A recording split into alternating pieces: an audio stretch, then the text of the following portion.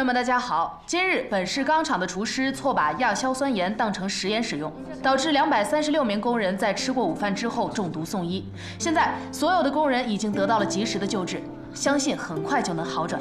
海事天天看的记者孙泽丽在海城医院为您做第一手的报道。感觉怎么样？这个还是上面写着了。医护人员确实太不容易了。是。 医护人员这个职业真不是一般人能做的。回去整理素材，给他们好好写篇报道。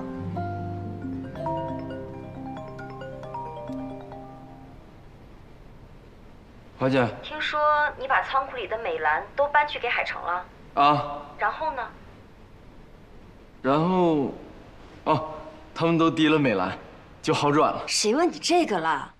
你在关键的时刻拿出这么重要的东西，苏院长他付钱了呀？要什么钱啊？这么好的机会全让你给浪费了，废物！但是花姐，今天我真的救了好多人。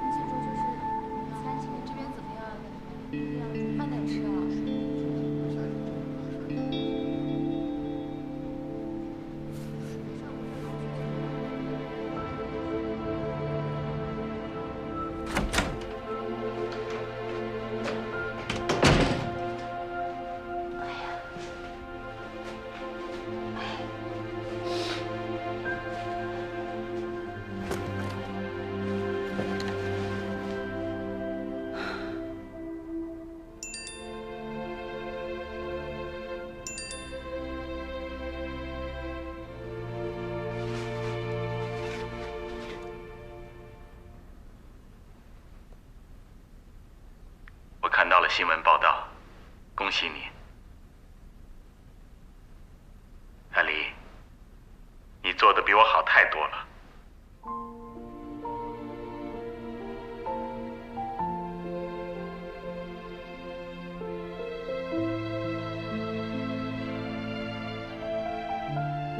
阿离，你做的比我好太多了。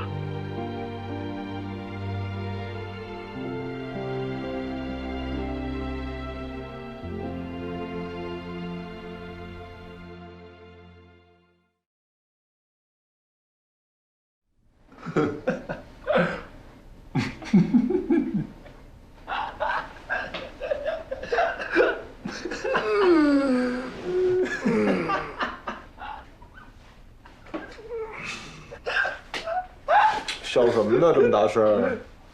哎，云哥，你醒了？拿过来我看看。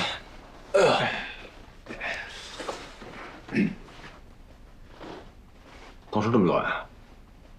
我怎么这么狼狈啊？不是云哥，一开始场面是有点乱，但经过你英明神武的领导，整个场面被你 hold 住了，后面全是你的高光时刻，是吗？啊。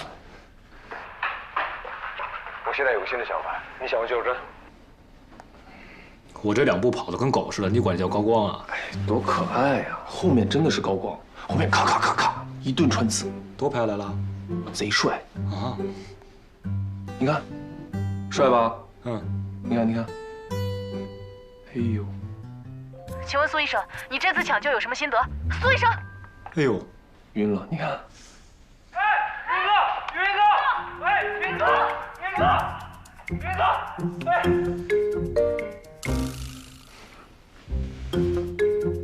是你哈？没有，我在教教你怎么急救啊，怎么弄的啊？不行，不能。添什么事了？什么呀？苏医生不好了，外面又来了一批中毒者。怎么还有啊？我快起来！让，快，麻烦让一下。怎么脸不是蓝色的？除了呕吐，还有别的症状吗？目前没有。小周，先准备补液，给我寄呕吐样本，让检验科岗位处细菌培养，快去！是。有多少人？50人左右。500，还剩500，别睡了，500。干嘛呀？大半夜的！快醒醒！我知道你困，我也困，但事情就是这么残酷，又来了一波患者。什么？先穿左边，再穿右。你自己穿。我说又来了一波患者，而且人数翻了1倍。这次不是亚硝酸盐中毒，10分钟以后就到。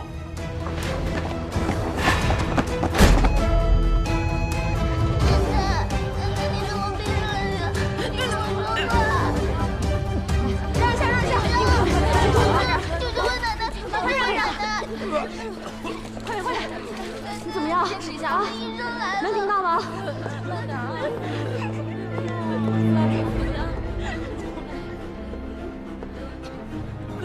周立涛，院长，什么情况？这些都是中毒工人的家属，陆陆续续出现了呕吐现象。第一位是一位老太太，呕吐的很严重，而且工厂那边来电话说呕吐的家属越来越多。艾云呢？跟申哥正在看片。哎，是，慢点。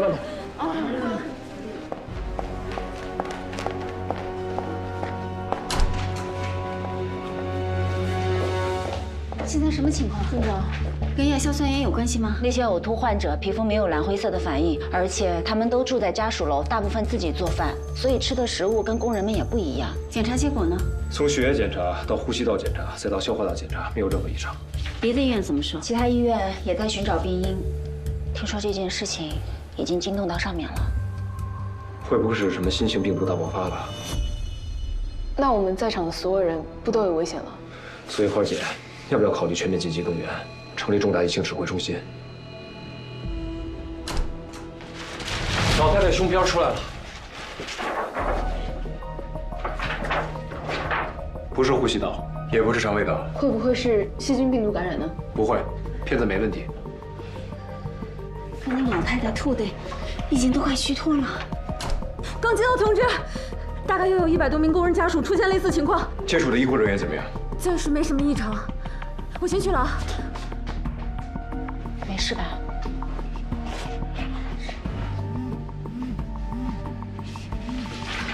喂，潘老，我们已经在做准备了。好，知道。市领导已经请了指导组的专家们赶来，然后几家医院一起研究到底出于什么病因。指导组的领导让我们医院去现场取些样本回来，方便检验。安云，把所有呕吐患者转移到急诊大厅，封闭管理。好，在没有找到病因之前，我们尽量控制住局面，等指导组的专家们赶来。急诊科的人要辛苦点了，24小时值守，所有人不得随意出入。是。苏叶，你跟常燕去到患者家里，去看一下他们的食物，也许会有新的发现。那急诊科这边交给你了，快去开会。月儿，走。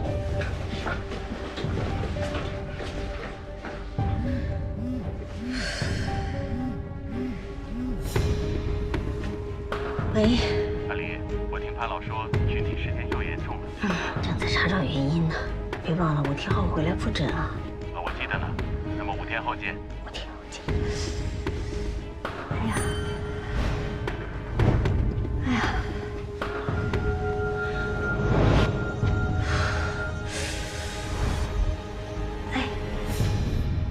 别动！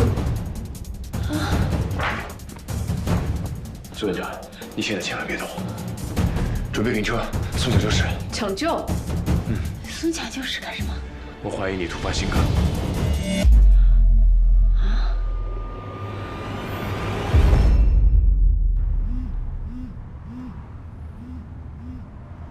哎，500，说。什么心梗？你们先做手术，手续等我回来补。哎，证人，拜托了。谁心梗啊？花儿姐，他心脏以前没毛病啊。肯定是这段时间累的。花儿姐真的太要强了，她本来可以选择过清闲的日子。你知道我为什么管她叫花儿姐吗？医院是这个世界上最痛苦的地方。绝望的患者，麻木的家属，疲惫的医生，憔悴的护士。到了这儿，人类的唯一追求，只剩下了活着。活着，而不是生活。I don't want to survive. I want to live. 对，所以我一定要穿得很漂亮。我要让大家知道，生活是什么样子的。只有看见生活的美好，才能熬过活着的艰辛。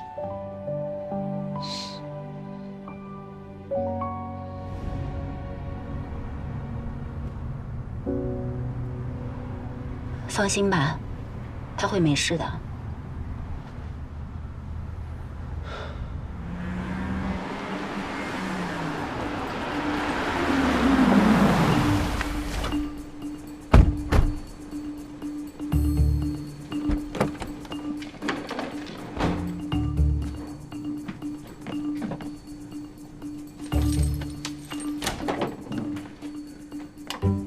这就那一家三口啊，这房间这么小，连隔间都没有，怎么住啊？厂里的家属楼就是这样，能够遮风避雨就行。我们要找到具体的毒素，对症下药。别有遗漏啊！哎，钥匙。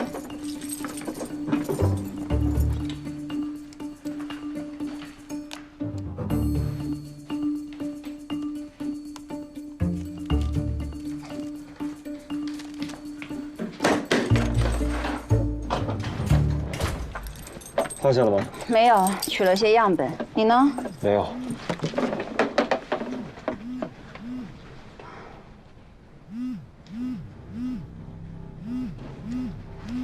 喂？啊？我知道了。好。怎么样？你说吧，我能承受得住。3根冠脉堵了2根。已成功取栓，放心吧。哇，你这大喘气，你吓死我了你！走吧，下一家。 3根冠脉堵了2根，幸亏及时。要是再拖久一点，就算指导组来了，院长也看不见了。我可清醒着呢。院长，我这不是说发现及时吗？你平时做手术的时候，这么愿意跟患者聊天啊？我就是活跃气氛。院长，您想下支架吗？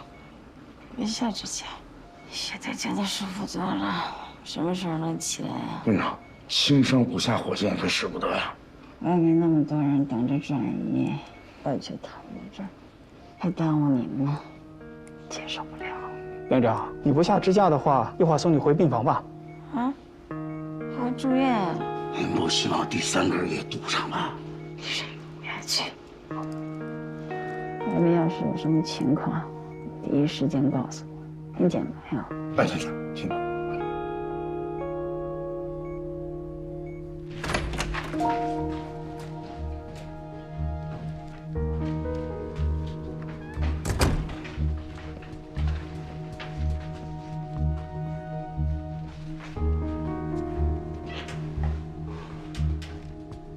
睡了没有啊？我不困。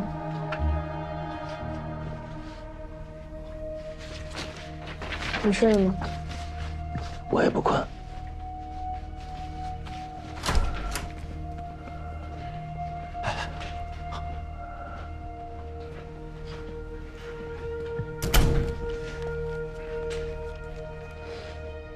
各位，我是来自北大医院指导组的副组长。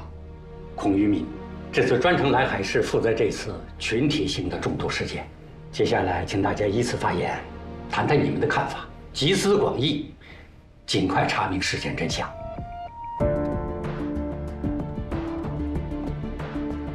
样本收集齐了，回吧。我刚才捋了一下取证的单子，这100多人同时呕吐，除了水，他们的食物里没有重复的东西。但如果是水源的问题，就不可能就这一个厂区人中毒啊。 哎，你说这里住这么多人，当时出事的时候，厂区人是怎么通知的呀？挨家挨户打电话？用不着打电话，厂区里的大喇叭一喊，所有人都知道了。还真是啊，你怎么知道的？因为我住过。啊？你果然不是很了解我。走吧。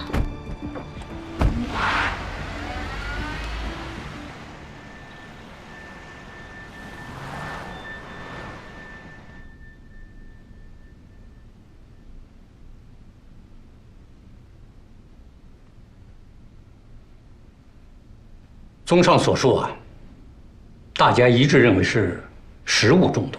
那么究竟是什么食物，还有待于调查。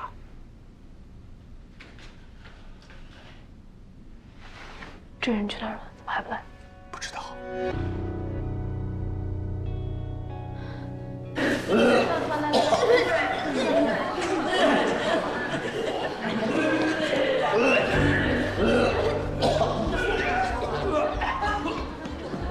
管了好点了吧？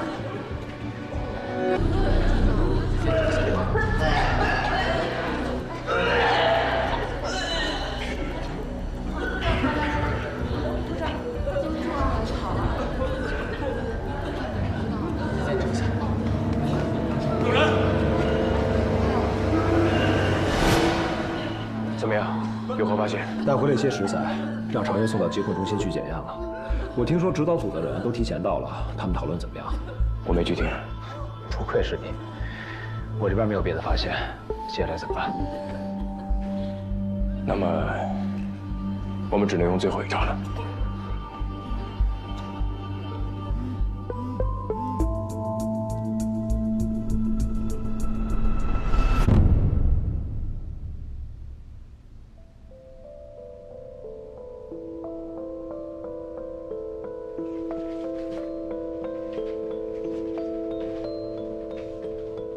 各位领导，各位专家，我先做个自我介绍，我是海城医院的副院长林格。现在看来，我们大家的意见基本上是统一了。如果不是食材出现了问题，那极有可能出现了大规模传染性疫病。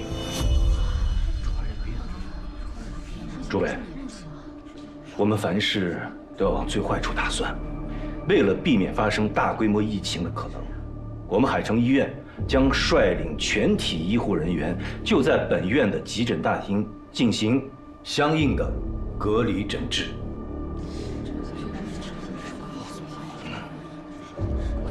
在这期间，我们可以通过网络传输，每天及时的把患者的症状向大家进行通报，具体的药物还有更新的诊断方式，我们可以通过视频会议进行交流。在排除了大规模传染性疫病的前提下，我作为本院的副院长，会在前线亲自主持工作，把好关，避免不可控的事件发生。我想问一下，万一是不知名的传染病，怎么办？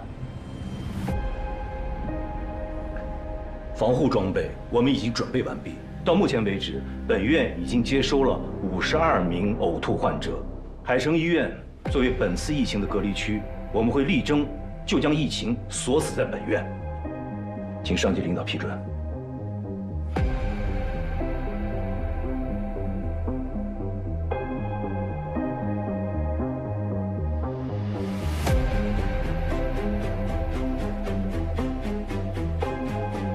这个老林，关键时刻还是能靠得住的。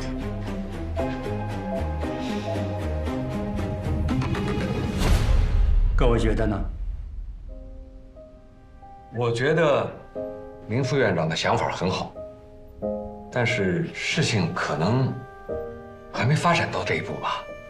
我们是不是可以再找找他们？传染如果扩散了怎么办？谁来负责？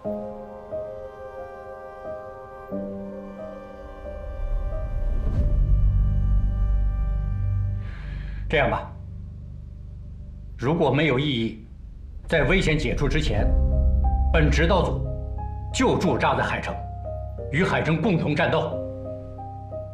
我没有异议，我们友好医院会派出医疗队，与海城的同志们共同进退。我也没有异议，我们5院愿意和大家一起战斗。我也表个态，在我们来之前已经做好了充分准备。我们也没有异议，我们也没有异议。请坐。各位，14年前那场大型疫情，想必在座的各位都还历历在目吧？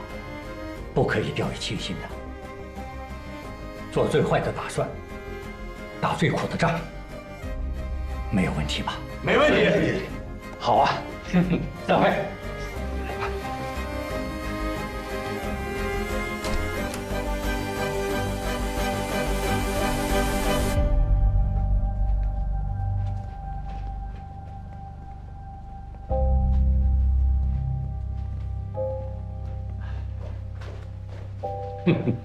老孔，你这是与子同袍啊，老同学。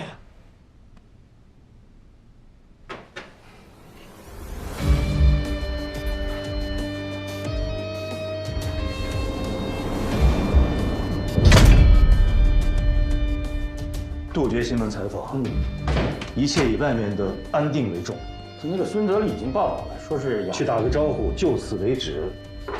另外，通知大家伙分头给家人打个电话，告个别，就说接下来的几天回不去了，切记一定不要走漏任何消息。好，那我们还回得去吗？不知道啊，不用怕，毕竟突发事件演习我们已经做过很多次了。14年前那场大型疫情咱没赶上，无数的前辈为了保护我们挺身而出。这一次轮到我们来保护下一辈的年轻人了。为了我们的家人，为了家人。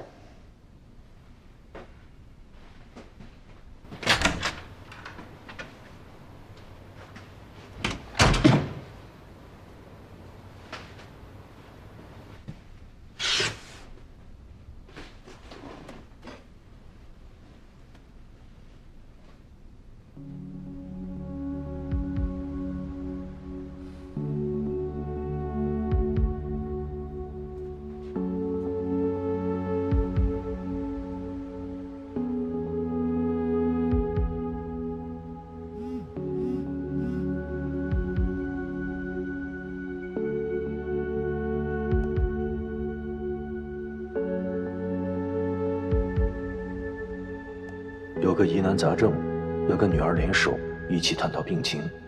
接下去几天都会吃住在医院里，不回家了。啊！你要跟宝联手？太好了，居然还有这么一天！快，趁机修复父女关系。林渊，林渊，就非要当医生吗？是。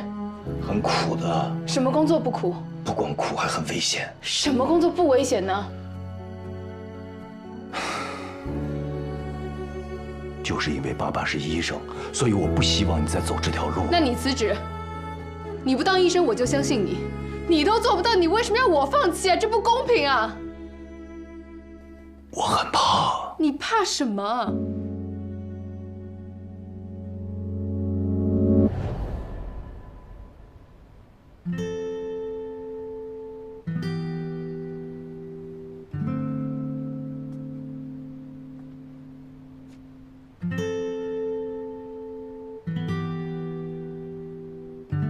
原来你是怕我们一起死在这儿，只剩妈妈一个人。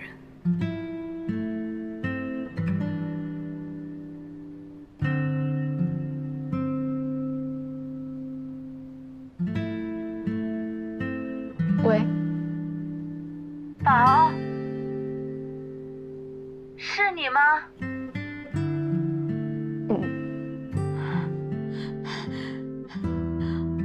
我就知道你会打电话给我的。你爸跟我说了，说你们要合作。你们要是联合的话，那就天下无敌。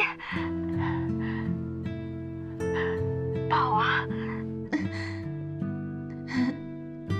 等你成功回来以后，妈给你做你最喜欢吃的啊。馄饨。啊！我想吃馄饨，妈。好，好，好，妈给你做馄饨，你跟你爸忙吧啊。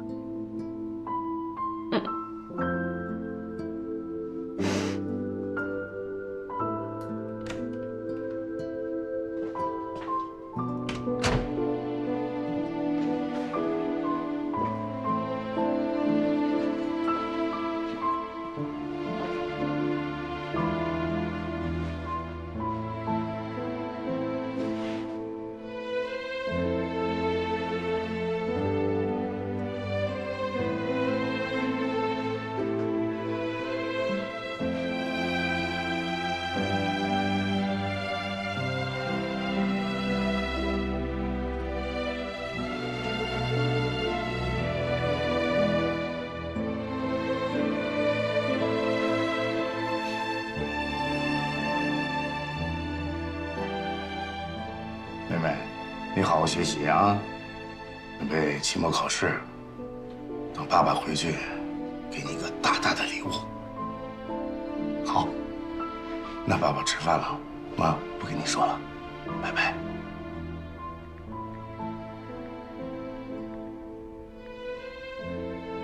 哎妈，你放心，我忙完这一阵就能休息，我肯定能去相亲。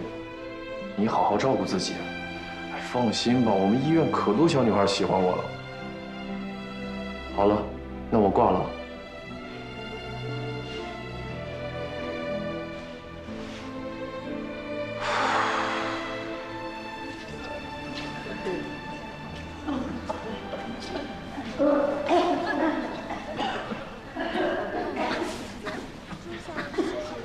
都姓朱。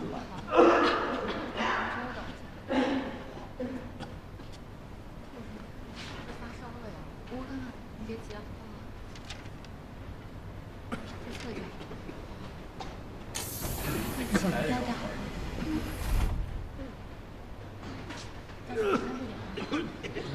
您这个先多喝点水好吗？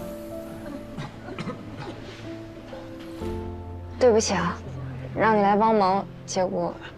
哎呀，来都来了，我就好好干吧。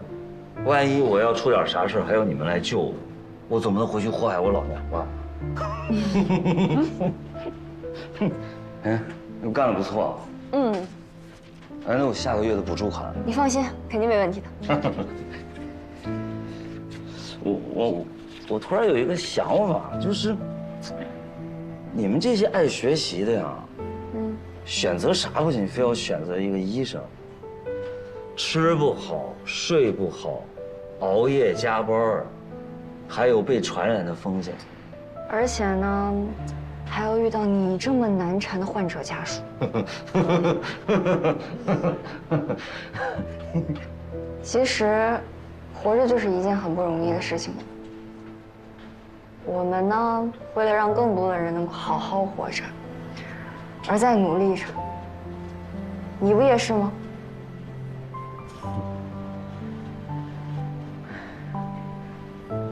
还有没有不舒服？一定要吃嘴巴口罩戴好了。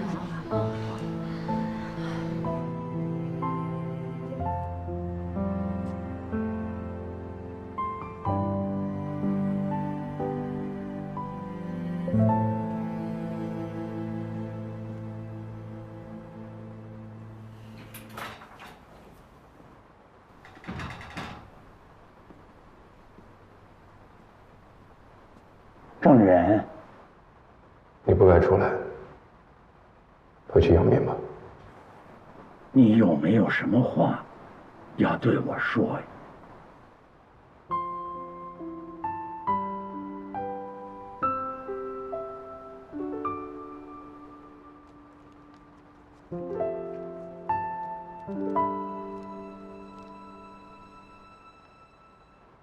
我志愿献身医学，尊师守纪，恪守医德。我将竭尽全力消除人类之病痛，助健康之完美，潜修医术，永不停歇，治病救人，永远第一。16年前的海蛇没能妥善处理好群体事件，但这次不一样，请您亲自见证这一点。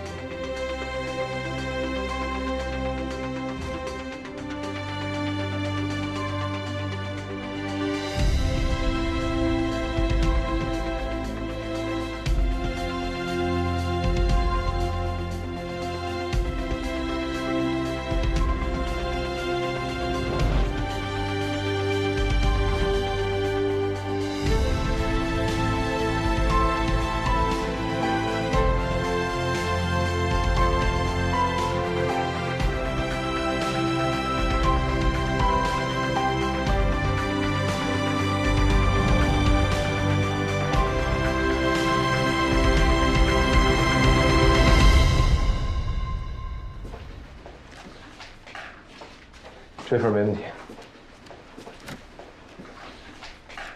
怎么样，同志们，有什么新发现吗？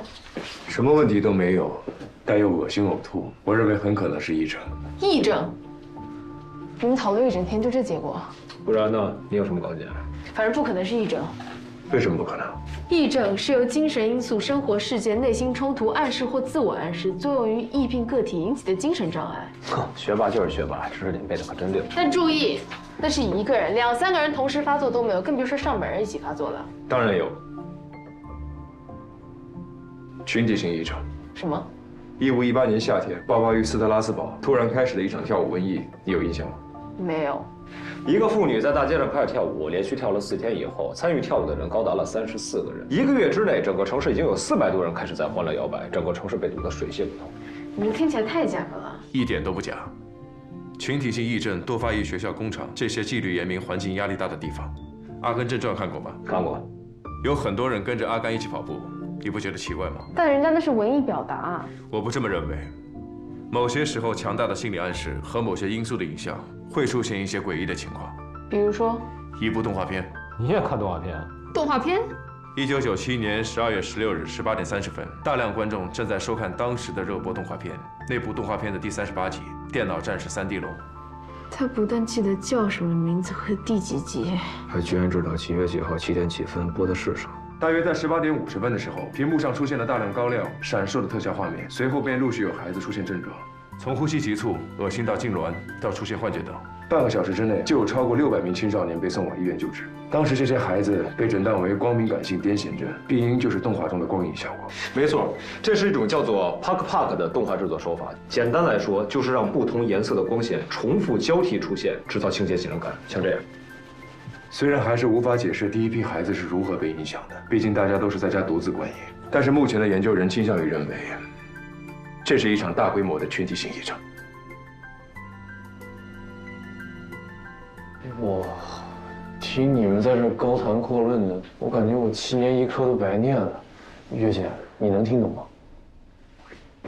不是，所以你认为这次病人家属们的恶心呕吐不是什么不知名的细菌感染，而就是一种群体性癔症？对，等会儿见到指导组你也这么说。那是指导组哎，是全国最顶尖的专家们。那又如何？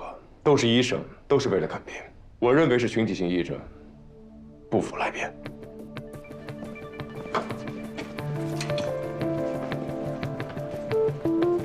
哎，等等，我突然想到一个证据。什么证据？别管了，你先进去。小月，跟我走。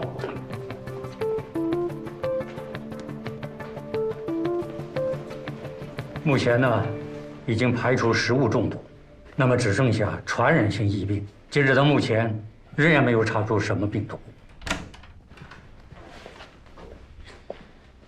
不是病毒。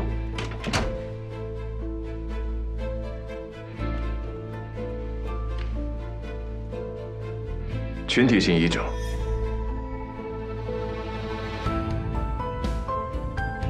你是？他的证人是我们海城介入科的主任。真是初生牛犊不怕虎啊，勇气可嘉。好汉，那你说说，为什么是群体性癔症？我认为是群体性癔症，是因为有过类似案例的，发生在1997年12月16日18点30分。快点找！你怎么这儿没有？我确定我还在这玩过呢，我在这儿，你去里边找。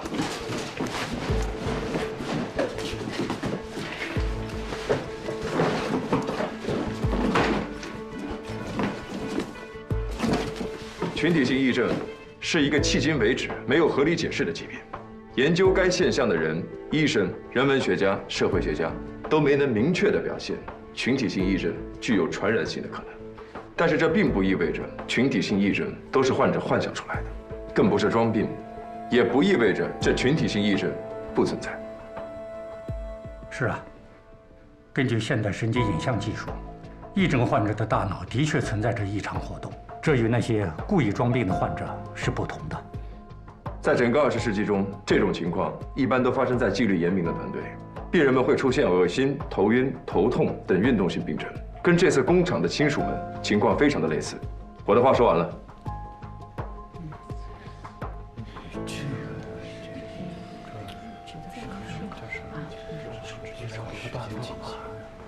你的想法另辟蹊径呐，可惜医学是要讲究证据的。我们有证据，这是我们在居民楼勘查得到的食材化验结果。94户家庭，252种食材，完全重合的食材只有2种，水和盐。化验结果显示，这2种食材没有任何问题，也就是说，食物中毒的几率被排除到了最低。那这个也不能证明就是群体性癔症啊。群体性癔症的证据在这儿。哪个？昨天上午，工人们中毒，被送到各大医院抢救。到了中午，钢厂领导知道是硝酸盐中毒以后非常重视，立刻让宣传部给各家属进行科普宣传，用的就是这个。那这和群体性癔症有什么关系啊？诸位都是学医的，我们上学那会儿学到哪儿就觉得哪儿自己疼的这种状况，我想在座的各位都经历过，但没有遇到大规模这种情形发生啊。要不是说您年轻呢，这不是给您长见识来了吗？所有的结论都尝试过，但最后的结果虽然看上去不太可能，但也许就是真相。是不是群体性癔症？1个星期以后自然就有答案了。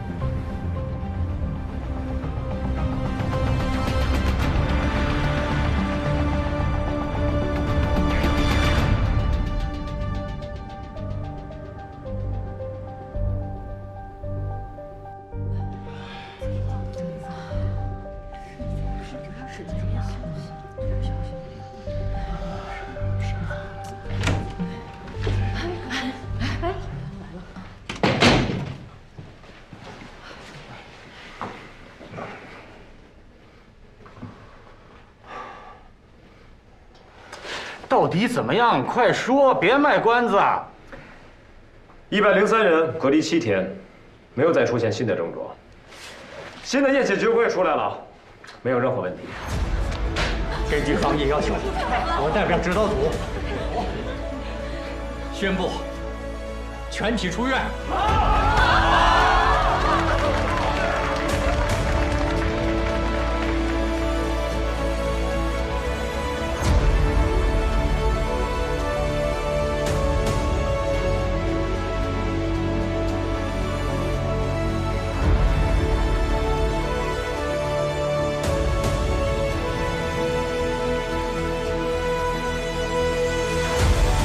吴副院长，辛苦了。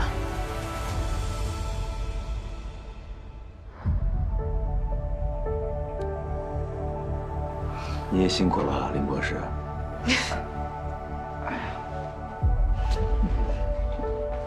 伍佰，堵截成功，庆祝一下啊！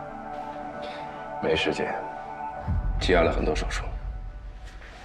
你这个人呀，一点生活情趣都没有。人家花姐都说了，人不只是活着，还要会生活。我们要会生活，患者就不能活着了。小郑、小苏，对，有时间吧，聊聊。